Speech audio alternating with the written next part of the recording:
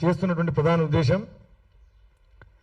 మీకు తెలుసు, ఏదున్నా భారత రాజ్యాంగానికి లోబడే ఈ భారతదేశ పరిపాలన కానీ కేంద్ర రాష్ట్ర ప్రభుత్వాల పరిపాలన జరగాలి. Article 14 formal equality versus substantial ఈక్వాలిటీకి మధ్య, అంటే అసమానతలకు మరియు బాగా వెనుకబడిన వర్గాలకు బాగా బలమైనటువంటి వర్గాలకు ఇద్దరిని ఒకే రకంగా చూడొద్దు అనేది దాని అర్థం. అదే ఆర్టికల్ 15 క్లాస్ 4, ఆర్టికల్ 15 క్లాస్ 5 వెనుకబడినటువంటి వర్గాలకు ఉన్నత విద్యలో రిజర్వేషన్లు ఇవ్వాలనేది ప్రధానంగా చాలా స్పష్టంగా భారత రాజ్యాంగంలో ఉన్నది. అయితే ఏం జరుగుతున్నది ఇక్కడ? ఎప్పుడైతే ఉన్నత విద్యకు మా వర్గాల నుంచి వస్తున్నారో ఇక్కడనే పెద్ద కుట్ర చేస్తున్నారు. ఆ కుట్ర ఏందో చెప్పే ప్రయత్నం చేస్తాం. దానికంటే ముందు ఈ భారతదేశంలో రిజర్వేషన్ లేని కులాలు కానీ మతాలు కానీ లేవనేది ఈడబ్ల్యూఎస్ 10% రిజర్వేషన్ తోటి తేటతెల్లమైంది. అంటే ఈ దేశంలో రిజర్వేషన్లు పొందని కులాలు అంటూ లేవనేది స్పష్టం. అంటే అందరికీ రిజర్వేషన్ ఉంది అనేది మనకు అర్థమవుతుంది. చూస్తూనే ఉన్నాం, మనం గమనిస్తూనే ఉన్నాం. రాజ్యాంగ సవరణలు కూడా చేస్తూ ఉన్నారు. మరి అందరికీ రిజర్వేషన్ ఇచ్చినప్పుడు, అందరినీ వెనుకబడతనానికి సమానంగా చూస్తున్నప్పుడు, ఉన్నత విద్యలో మేము వచ్చేసరికి ఎందుకు దొంగదారిలో ప్రైవేట్ యూనివర్సిటీలను ముందుకు తెచ్చి వాళ్ళ ఇష్టానుసారంగా వాళ్ళ డిగ్రీలు వాళ్ళు ఇచ్చుకోవచ్చు, వాళ్ళ పరీక్షలు వాళ్ళే పెట్టుకోవచ్చు, వాళ్ళ ఫీజులు వాళ్ళే పెట్టుకోవచ్చు. అసలు ఏ ప్రభుత్వ సంస్థలతోటి సంబంధం లేకుండా వాళ్ళు దందా నడిపించుకోవచ్చు. మరి ఉన్నత విద్యకు సంబంధించి వాళ్ళకు ప్రైవేట్ యూనివర్సిటీలు ప్రభుత్వాలు ఇస్తున్నప్పుడు కనీసం ఏదైతే ఆర్టికల్ 15 క్లాస్ 4, ఆర్టికల్ 15 క్లాస్ 5 ప్రకారము ఎస్సీ, ఎస్టీ, బీసీ వెనుకబడినటువంటి వర్గాలకు రిజర్వేషన్ ఉన్నత విద్యలో కల్పించాలి అనే ఒక బాధ్యత కేంద్ర ప్రభుత్వానికి, రాష్ట్ర ప్రభుత్వానికి ఉన్నప్పుడు ఈ ప్రైవేట్ యూనివర్సిటీలలో కానీ డీమ్డ్ యూనివర్సిటీలలో కానీ రిజర్వేషన్ ఎందుకు కల్పించలేదు అనేది మేము అడుగుతున్న ప్రశ్న. మరి దేనికోసం, ఎవరిని ఉద్ధరిస్తానికి ఆ డీమ్డ్ యూనివర్సిటీ కానీ ప్రైవేట్ యూనివర్సిటీలు కానీ ఇస్తున్నారు? ఎవరిని దోచుకోవడానికి, ఎవరిని మేలు చేయడానికి, ఎవరిని బాగుపరచడానికి ఈ డీమ్డ్ యూనివర్సిటీ కానీ ప్రైవేట్ యూనివర్సిటీ కానీ ఇస్తున్నారు అనేది మేము అడుగుతున్నటువంటి ప్రశ్న.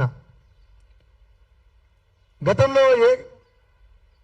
తక్షశిల అని ప్రాచీన కాల గురుకులాలు అవి ఉండే మంచిగా గొప్పగా అనుకుంటే, మరి వీళ్ళు ఎక్కడి నుంచి ఊడిపడ్డారో ఏదో తెలియదు.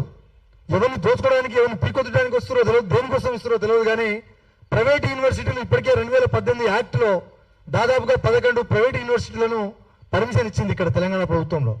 ఈ తెలంగాణ సమాజం 85% పేదల సమాజం.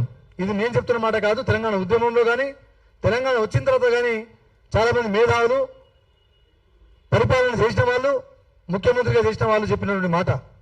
మరి పేద వర్గాల రాష్ట్రమైన తెలంగాణ సాధించుకున్న తెలంగాణలో ఈ అట్టడుగు వర్గాలకు సంబంధించిన రిజర్వేషన్ ఉన్నత విద్యలో కల్పించకుండా ఎందుకు కావాలనే మమ్మల్ని అణిచివేసే కుట్ర చేస్తున్నది మేము ప్రశ్న అడగదలుచుకున్నాం. ఎంత దారుణం అంటే ఒక చిన్న ఎగ్జాంపుల్ చెప్తాను నేను. మల్లారెడ్డి అనే యూనివర్సిటీ ఉండదు, ఆయన చదువు రాదు కానీ యూనివర్సిటీలు మాత్రం కోకోలో ఉంటాయి. ఒక 500 మెడికల్ సీట్లు ప్రతి సంవత్సరం తీసుకుంటే ఒక్కొక్క మెడికల్ సీటు ₹1 కోటి అమ్ముకుంటాడు.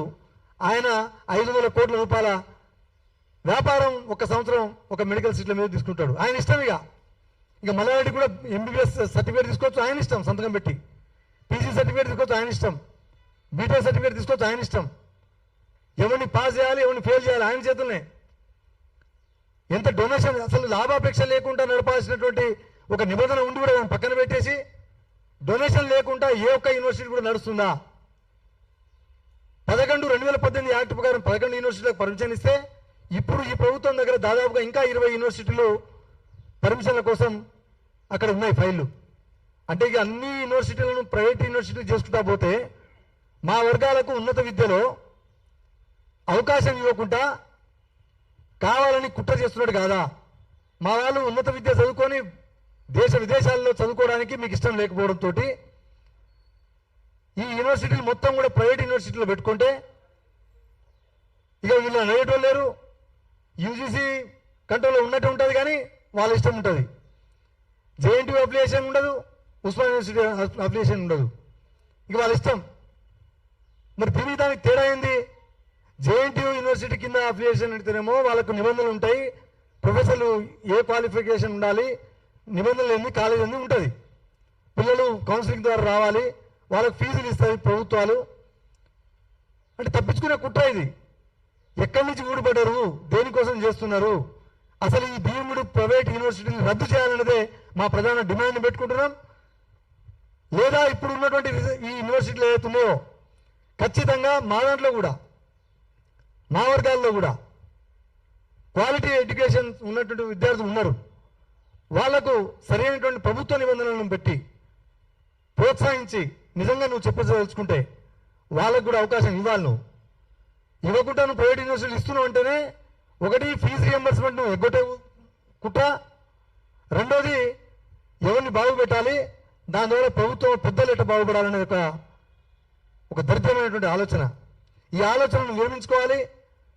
దీనికోసం మేమందరం ఉమ్మడిగా 13వ తారీఖు నాడు, ఈ నెల 13వ తారీఖు నాడు తెలంగాణ రాష్ట్రంలో ఉండబడిన తెలంగాణలో ఉన్న మేధావులను, అన్ని రాజకీయ పార్టీలను, తెలంగాణ కోసం కొట్లాడినటువంటి ప్రజా సంఘాలను, పార్టీల అనుబంధ విద్యార్థి సంఘాలను పిలిచి పెద్ద ఎత్తున విస్తృత రౌండ్ టేబుల్ సమావేశాన్ని హైదరాబాద్లో పెట్టబోతున్నాం. అక్కడ ఇంకా అన్ని విషయాల మీద వాళ్ళ కుట్రలేంది, వాళ్ళ అవినీతి ఏంది, దేనికోసం యూనివర్సిటీలు ముందుకు పోతున్నాయి, ఎవరి ప్రయోజనం కోసం ముందుకు పోతుందో మొత్తం తేటతెల్లం చేయడానికి ఆ రోజు 13వ తారీఖు నాడు అందరినీ పిలిచి తెలంగాణ ప్రజలు కూడా ఆలోచించాలి. ఇవాళ అన్ని ప్రైవేట్ ఇంజనీరింగ్ కాలేజీలు, అన్ని ప్రైవేట్ యూనివర్సిటీలు అయిపోతే ఇక మనకు ఉన్నత విద్య అనేది మర్చిపోండి. ఇక గొర్రెలు కాసుకోవాలి, బర్రెలు కాసుకోవాలి, లేదా కూలినాలు చేసుకోవాలి, లేదా మా బంజారులు కొంతమంది ఇంకా రైల్వే స్టేషన్లలో అక్కడ ఇక్కడ బెగ్గింగ్ చేస్తూ ఉంటారు, బస్టాండ్ల కాడ అక్కడ ఇక్కడ. ఇక ఈ వర్గాలు ఇక్కడ రావద్దు, మాతో పాటు రావద్దు, మేము దేశ విదేశాలు పోయినా మేమే ఉండాలి, మేమే ఆట పాట మొత్తం మేమే పాడాలనే ఉద్దేశంతో ఒక కుట్ర చేస్తుంది. ప్రజలు గమనించాల్సిందిగా విజ్ఞప్తి చేస్తూ సోదరులు జాగుల శ్రీనివాస్, మందల భాస్కర్ గారు మారమాన నుంచి వారిని ఒక 5 నిమిషాలు మాట్లాడాల్సిందిగా కోరుతా ఉన్నాం.